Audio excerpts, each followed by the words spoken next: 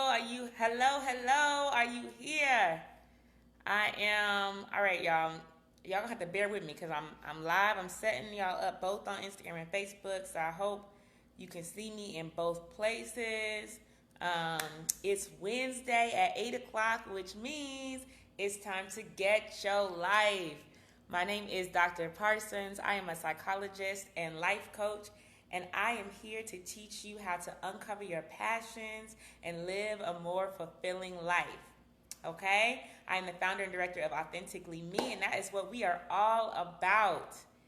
Before I get started today, I always like opening up, sharing a little bit about why I'm here, who I am, why I do this work, because it's really important for me that you all know my story too.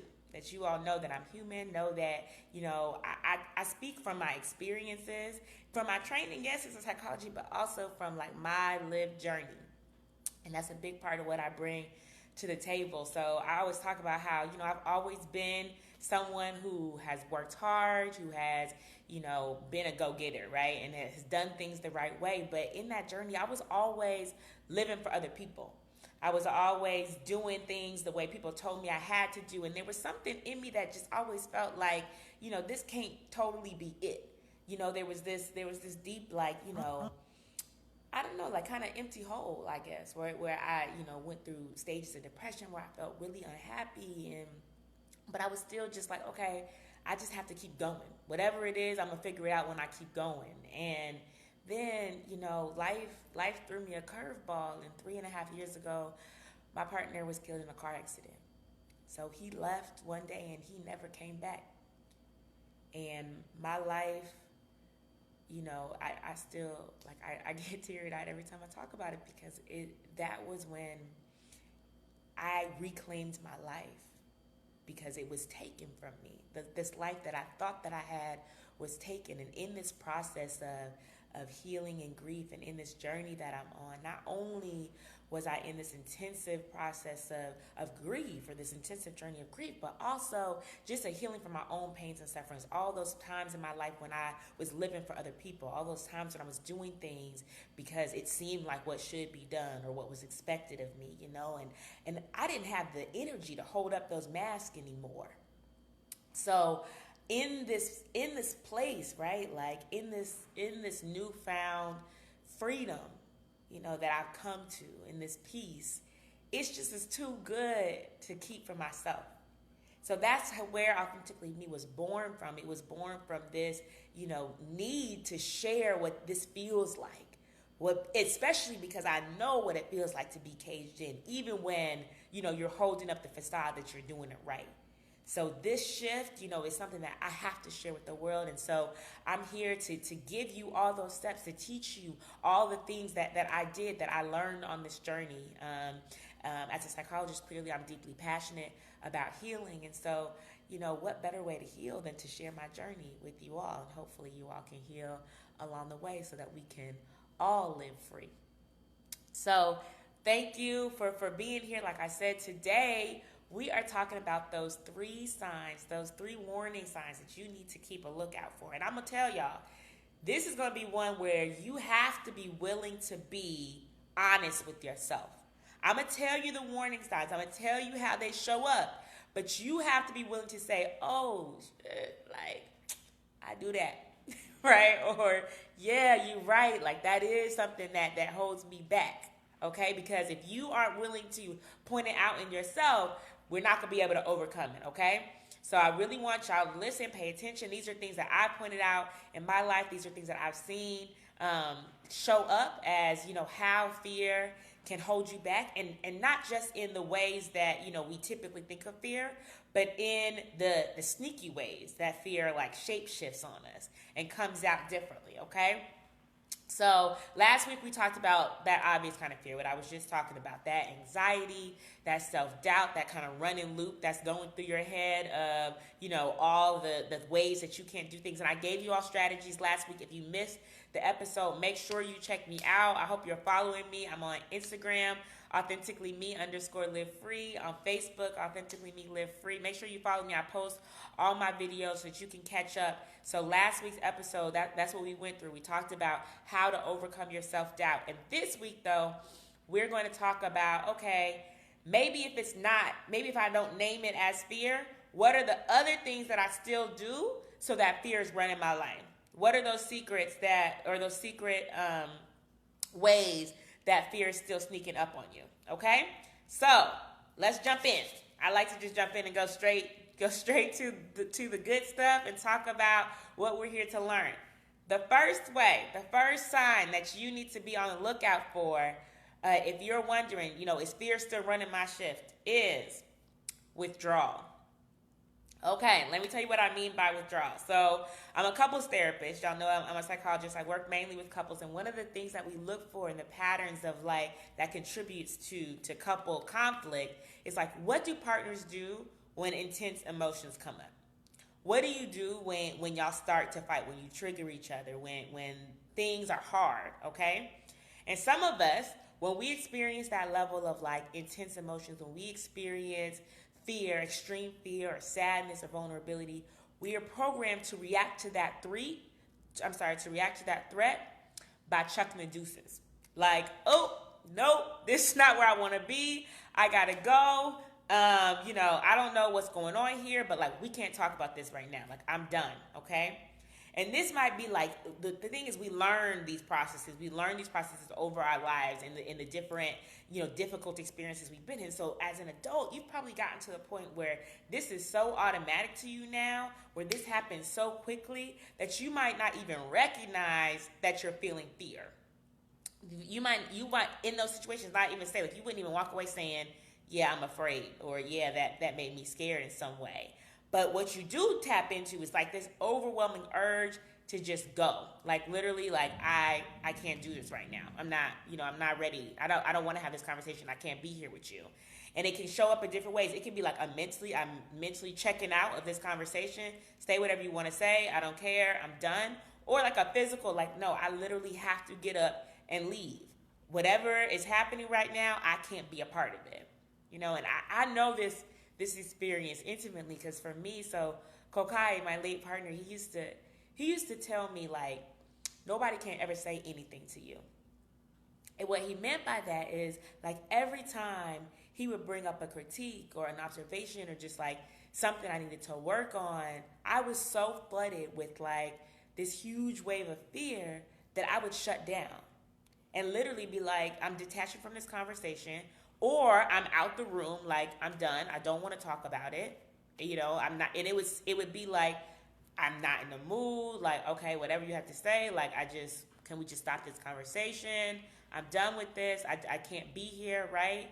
And it came off as oh, nobody can say anything to me. But really what was happening is that I was so deeply afraid of critiques, of people seeing my flaws, of people seeing my humanity because of, the ideas of what I had inside about how I had to be perfect, that my response to that was to check out, was to say, I can't be here. I can't be part of this at all, okay? Who knows what that feels like? Who knows what it's like to say, either you yourself experience this, or somebody that you're close to. You've had those types of interactions where every time you bring something up, every time there's conflict, every time there's a hard conversation, they peace out. They can't stick in it. Excuse me. So that's that first sign, that withdrawal, okay? If you see that in yourself, you need to own up and recognize withdrawal is fear. Withdrawal is fear running your life, okay? And I'm going to teach you at the end what we're going to do to get away from that. But first, you have to see that pattern. You have to see that it's there. Okay? Now, the second one is the other end of that spectrum, right? Because I said, okay, some people, they're just ready to check out. They're ready to be done. Whatever anything comes up. The other end of that is sometimes when people feel fear, anger shows up. Okay? So there can be this overwhelming rush of, right, I see y'all praising because you that was me. That's what happens. This overwhelming rush of seemingly unexplainable, and it could be as extreme as rage. and you might be able to look back on the situation and say, I was probably tripping. Like, I might have been overreacting, or, maybe I went too hard. But in the moment, it feels like, no, this is absolutely justified. There is no containing what I'm feeling right now. And anybody who's on the other receiving end of this deserves my wrath. Okay? I worked in a trauma clinic, and it was so interesting to me. So these are people who have been through like really intense traumas and are dealing with PTSD. And one of the main things that got many of my clients in the door, it wasn't the trauma. It wasn't them saying like, hey, I could recognize that this is hard for me. It was them noticing that their rage had become uncontrollable. I remember one client, who I worked with, who would say, I have to come in here because I'm afraid I'm going to hurt somebody, that I might lose it and black out, so extremely that I don't know what I'm going to do, right? Okay? And sometimes it's not that extreme. Sometimes it's not, to this full-blown level of rage. It can even just be just like irritation. Like, I know in my last relationship, there were times because of my experience with loss, right, where to me that trigger of fear was actually happiness, ironically enough. Where when things were going well, that felt scary to me, because when things were going well before, I lost all of it and that was taken from me. So then I got in this pattern where things were going well, I would just start getting irritated as fuck. Like any little thing, I'd be like, yo, how many times have I told you not to, can you take your shoes off? Or can you turn the water off? Like, how many times have I told you to do this? And in that moment, I was convinced that clearly it's because you didn't turn the shower knob back down. That's why I'm mad right now. When in reality, it was this fear in me of potentially losing this happiness that was driving me pushing it away, right? And me like just being irked about any little thing. I see you like, yes, like, right? Like you, and in those moments, again, we're not naming. I wouldn't have said in that moment I was afraid. I would have said, no, I'm pissed off. Like, you're irritating me. You're irritating me, and I'm naming, this seemingly innocuous situation as why, when in reality, again, fear was driving my actions. And really, it was leading me to do things that I didn't really want to be doing. When I would look back, I'd be like, damn, like, why was I being so aggressive? Like, why it really wasn't that big of a deal, And so in those moments when I most actually want to connect, I'm pushing back. Okay? So that's that other end of that spectrum. We talked about the withdrawal, right? So one side of it is fear is like so intense that I'm going to shut down. I'm going to check out. I'm going to say, I can't do this right now. I'm leaving this conversation. I'm retreating. Like, leave me alone. Like, your presence is a threat to me. Or the other end of that spectrum is when that fear shows up, I'm going to lash out. You in my presence, like you now I'm seeing that you are the threat, so I have to attack back at you, right? In either this irritation or this, like anywhere on that level of anger, right? This frustration, this rage. It can be, any type of emotional experience of anger, right? Any way that we describe that in that intensity. And this might sound familiar to you, right? Because I know we all have all heard, what's the fear response, right? Fight or flight. That's typically how we talk about it. But what does that really mean in practice? Like, I'm here to share with y'all not just the theory side of it, but what does that actually look like in our day-to-day lives? And what are the things that we're actually doing to, in that fear response to hold ourselves back? Okay? So let me see what y'all asking me questions now. Jumping in. Fear-driven actions. I found that I wasn't dealing with those moments in my career. I knew teaching could no longer be my thing after experience loss because I don't know what was causing it. Yeah, right? So that sense of, and that's why we're talking about the hidden fears, because these can be almost more dangerous than our obvious fears because we don't actually know that we're afraid. We're operating on the surface level of it in either that withdrawal or that anger. Those are the two we've talked about right now. And we haven't dealt with what's driving it. Okay, so that's what we're here doing today. We're uncovering, we have to expose what is actually driving our actions so that we can take back the wheel, so that we can take back control of our lives.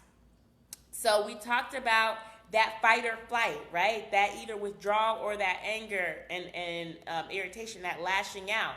But really, it should be, I know we typically say fight or flight, but really, it should be fight, flight, or freeze.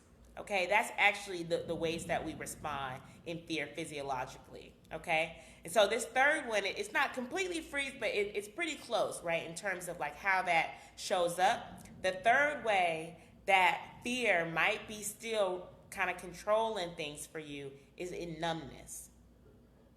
So that is this space of like total detachment. When we have gotten to a place where our protective mechanism is that we convince ourselves that we don't feel anything. So just like, remember I said, okay, so after the anger, you might be able to look back and say, I overreacted, maybe, really wasn't all that.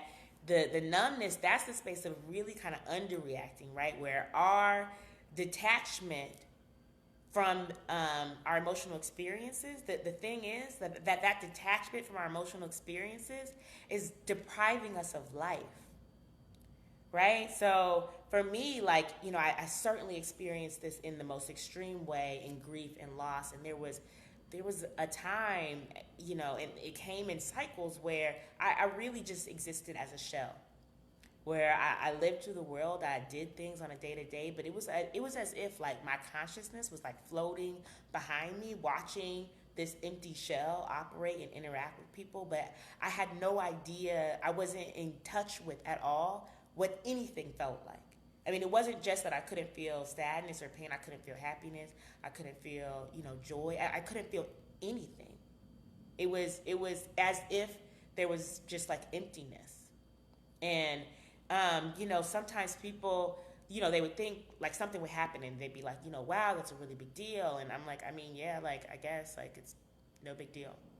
And it felt in the time, like it seemed like protective. And we almost as a society, like, encourage that level of like, nothing bothers me. Like, oh, no, I'm good. Like nothing can get to me. Like we celebrate numbness in our society in so many ways.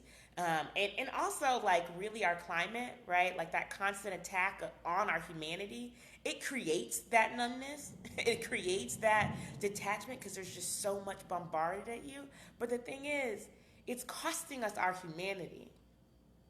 And I, for one, like I'm not willing to accept that stripped version of life. And as part of this Live Free community, as part of people who are committed to, living free, right? Like part of that is being able to feel. That is a human right. That's our human experience.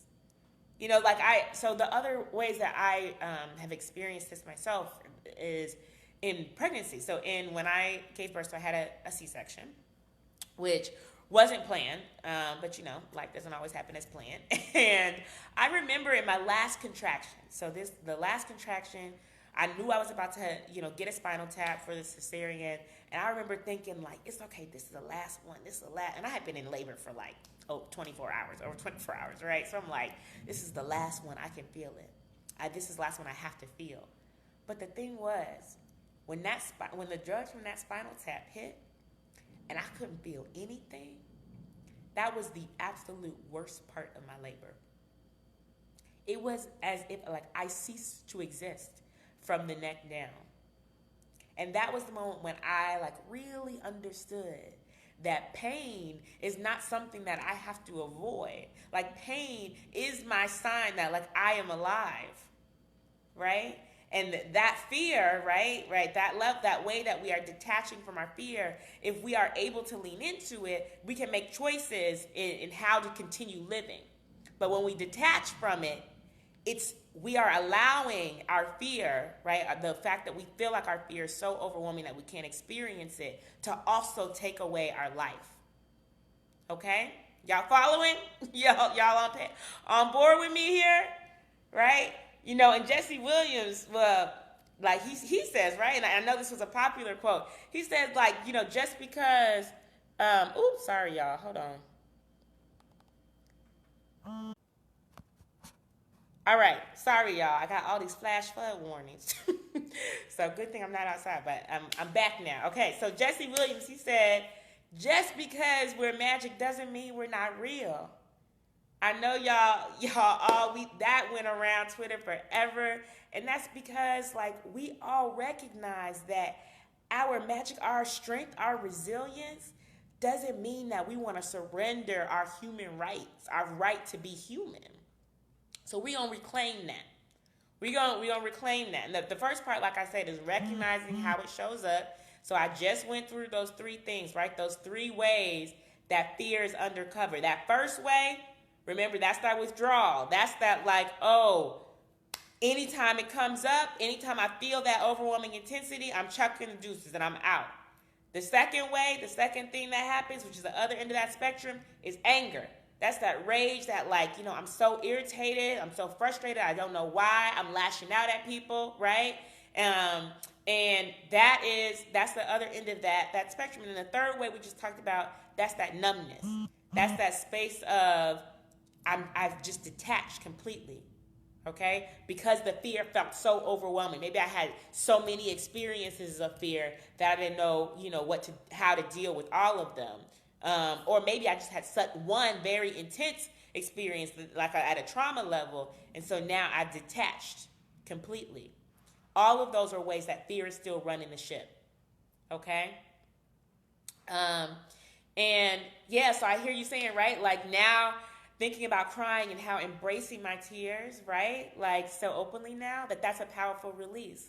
You know why? Because that's your reminder that you are here, that you are present, that you are alive. And even in our sadness, right? Even in those things that we don't really want to be crying, we don't really want to be sad, at least we know we can feel. Because if you can feel sadness at that intensity, that's the same level that you can feel happiness. That's the same level that you can feel joy. I always say that, to be in intense pain means that I can love intensely too. Means that I can be happy intensely too. So it's a blessing. It's a blessing to be, to feel. Okay? And we're not going to run away from it. We're not going to push it aside anymore and think that if I don't deal with it, that means it's not here. Because remember, we said if you want to live free, that means you have to be in control. The more that you try to push your emotions down and away, the more that they're secretly still running you. You're just pretending like they're not. You're pretending like it's not there. Guess what they are? Okay? So the first step, right, we were asking, okay, well, what do I do? How do I shift this? The first step is to recognize what you're feeling and when. You have to know, okay, this is a situation that happened, this is how I'm feeling, and then this is what I'm doing because of how I feel. Because when you bring when you slow that process down, because remember I said sometimes it can be so automatic, when you slow that process down, then you can make choices along the way. Just like last week we talked about talking back to that mind of yours, you can also decide how you're going to respond to your emotional experiences. Okay? And let's see. So I got a question. What about when those triggers start to hit other points of... Yes, girl. Listen. So the question was, what do you do when those triggers start to hit other points of trauma or events from the past? So that is why they are triggers. Let's just start with that. Triggers are things that set you off. They think of them like allergies, right? We all have, people have different allergens. Some people, when they eat peanuts, they react. They can't breathe. Some, whatever people have different reactions to things, just based on, their genetics, their biology, and their lived experiences. In those same ways, we have emotional traumas. We have emotional triggers, excuse me. So that means that there are certain things based on it is in part based on your biology and your kind of like some hereditary aspects, and then also your lived experiences. So those things that you've gone through, some of those might be small, right? So they might not have been particularly impactful. Some of those might be big traumas, okay? Then later in life, something's going to happen that's going to emotionally take you back to that place. And you are likely going to respond as if that is real in the moment. And the thing is, that's the automatic part. that's when, like, okay, now your emotional place is taking over and you are just responding to that emotional experiences without thinking. And this actually, so if you understand how your brain works, like, it makes a lot of sense, because that the back part of your brain, right, that processes your amygdala, that processes your emotional response, it works quicker than your frontal lobe. It works quicker than the part of your brain that, like, reasons and makes sense of things, okay? So that means that if something triggers your fear response in the back, your body is already moving, you're already reacting before you're able to think through, oh, this is not actually a current threat. So that means that the solution is that you have to slow the process down to give your frontal lobe a chance to tell you that this is not a threat in this present moment and that you have a choice to do something different. Because we move so fast, right? We're moving just on this automatic programming and in the response to just like the survival instinct aspect of it, that we haven't added the reasoning. So this practice, what I'm about to teach you, it is the practice of slowing the process down. You have to recognize that you will be triggered. You will be triggered whether or not you've had, major traumas in your life. Just in our day-to-day experiences, there are times when you have felt sad, and there are things that are going to come up that are going to remind you of those times. And you are likely to kind of respond emotionally, on that on that pilot auto response system that I just talked about. And so you have to slow it down to understand what's happening, and then to make a conscious choice, given kind of how you're able to then rationalize this process about what you're going to do. Okay? So this is how you're going to do this, all right? This golden question of how. What do we do? So I've developed this worksheet, and I'm so excited about it, and I just created it, and it's here. It's free for you all. I'm going to tell you in a second how to get it, but it guides you through this process, right? And it's called the DEP method, all right? So, and the reason why I call it the DEP method is because these undercover fears, these ways that emotional debts, right? There are these ways that, your emotions are controlling your life. They are emotional debts. And you have to pay them back as your price to freedom. If you want control, if you want to lead your life course, you got to pay back these emotional debts. You have to go through this process of knowing what you're feeling, naming how that's connected to the things that you're experiencing, and understanding how what you're doing in reaction to that, right? So that you can slow it down and make choice along the way. Okay? So the first step, and we're gonna do this slowly because we're gonna do it step by step. I'm gonna guide you through this. The first step, though, is even being able to name the emotions and understanding where that's coming from. So this is the DEP process, okay? And again, I have a worksheet because really you want to be writing this out, doing this every time it comes up. Every time you catch yourself, remember I told you you're going to have to be brutally honest. So when you catch yourself in those 3 stages, either of withdrawal, like, damn, I just did it again, I checked out on somebody. Or that anger, that like, oops, I lashed out and that probably wasn't called for. Like, something else might be going on. Or when you feel that sense of numbness, when you're like so just shut down and detached that you're not even feeling anything, right? I want you to pull out this worksheet and go through this process, okay? So the DEP, so D is an acronym, right? So D is describing. You're going to describe the event. I want you to write out what happened, so what set it off? What was the back and forth, So, okay, I'm going to give examples as I go through this. So I came home and I saw, the trash still wasn't taken out, even though I told him, please take the trash out. So I came home and I saw the trash was still here. That's the event. That's all you're doing in the describing section, okay? The next is the E, is emotion. So then you're going to name how you felt. So when I saw that the trash still hadn't been taken out, I was frustrated. I was pissed off. I was like, yo, what's happening? Okay? Then the B is belief. I want you to write out what are your thoughts and your beliefs about why this event happened. So I came home, I saw he didn't take the trash out, and the things that I'm thinking, I'm believing that he clearly is not listening to me. He's not listening to what I'm saying because I've said this over and over again, and it's really not that hard, so you're not willing to make the effort. Those are the things that I'm believing. Those are the things that I'm thinking. And now, this is an important part. The T is going to be, is it true? All right. So I want you to say, what would it mean if that belief were true? How would that make you feel? Okay. So if I'm saying to myself, if the belief that I hold is like, you don't listen, you're not willing to make an effort because I've said this over and over and it's easy. What would it mean if that were true? That would mean you clearly don't care about me. That's what that would mean. And how does that make me feel? So if it's true that you really don't care about me and we're supposed to be in this relationship together, we're supposed to be doing this, then like really that makes me feel really sad. So you see how I might have started in this place of I'm pissed off, I'm frustrated, I'm angry, and by drawing this out, by really understanding what's happening, what's kind of the undercurrent there, I'm able to land on and uncover that there's some vulnerability there. There's some sadness there. And as you do this, you might find those times when fear is there, when fear is what's that underbelly. But likely, there's some kind of vulnerable emotion that's driving kind of that surface level one, that first one that you might be able to name. And our journey is to name those things so we really have a clear picture of what you're feeling in these different situations. And then I'm going to work you through what to do with that, okay?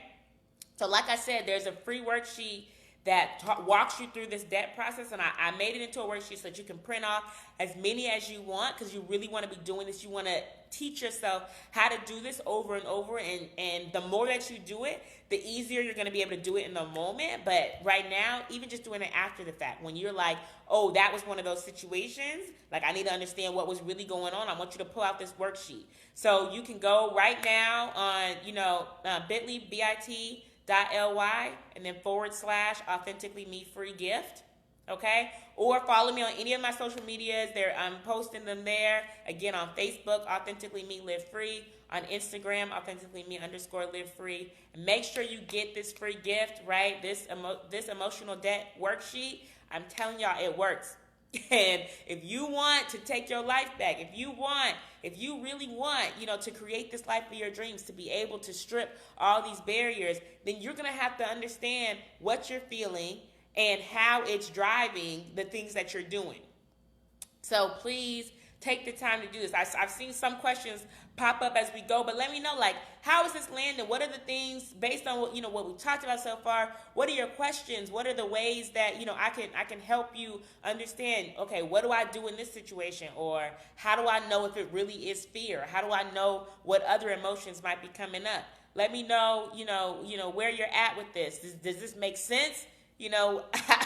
Are you understanding this process and what I'm sharing with you? Drop me some questions. Let me know if anything is coming up for you. While you're doing that, I want to talk about, you all know, like I said, I'm the founder and director of Authentically Me, and we are an empowerment company here to teach you how to find your passions, how to uncover those things that are your divine gifts, and then give you the tools to bring those into reality so that you can live your fulfilled life, right? That place where you know that, like, this is what I'm supposed to be doing, right? This, I don't have to feel like something's lacking, right? And you have the freedom to just drop those masks and be who you are in all areas of your life. That's that first step in being able to build your legacy, right, for generations to come. And I'm so honored to help take you all on that journey. I'm so glad that you're here with me. Every step of the way, I'm developing a program that's going to take you through that process. That's going to take you through, okay, what do I even want out of life? Like, I know where I'm at isn't it, but I don't really know exactly what my passions are. I don't exactly know what my purpose is. And then I'm going to teach you, okay, once you are able to uncover it and say what that purpose is, how do I get there?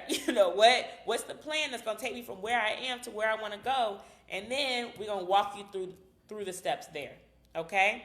So I'm going to be with you every step of the way, all right? So listen, I see you out there saying the only way through is through. You better tell them, Jam. When those fears come up, you got to notice them. You got to know that they're there. These three things that we talked about today, those are the ways that we are fooling ourselves into thinking we don't experience fear. Listen, fear is a necessary emotion. It teaches us when there is threat. The problem is, just like we talked about last week, sometimes it's not wired correctly. Sometimes you think that there's a fear when there's not one. So you have to use your emotional intuition and your rational mind together in harmony, right? To then make the choices to keep you on your path. And you have to be directing, number one, that harmony, and then number two, those choices, right? Okay? So we're going to make our way through. So please, thank you so much for being with me tonight. This is always a pleasure. Always a blessing to be here. I'm here every Wednesday where you can get your life at 8 o'clock with Dr. Parsons. Feel free to join if you like what you're hearing, if you like this information, if you want to just stay in tune with my program when that comes out, want to be the first to hear, please join our community. It's liveandlovefree.org. Don't forget to get that free worksheet, the debt method. Be sure to try it out. I'm telling y'all that it works. So you can get that free worksheet on my social media accounts, on Facebook and on Instagram, authenticallyme_livefree. Or just go straight to the website, bit.ly at bit.ly/authenticallyme free gift. That's where you can get that. I'm going to post a link once I post this video. So if you're watching this on replay, the link will be there in the description. Again, this is Dr. Parsons. You can catch me every Wednesday, 8 p.m. live on Facebook and Instagram, where I'm giving you the tools, skills, and resources to drop the mask and live and love free. Love and light, y'all.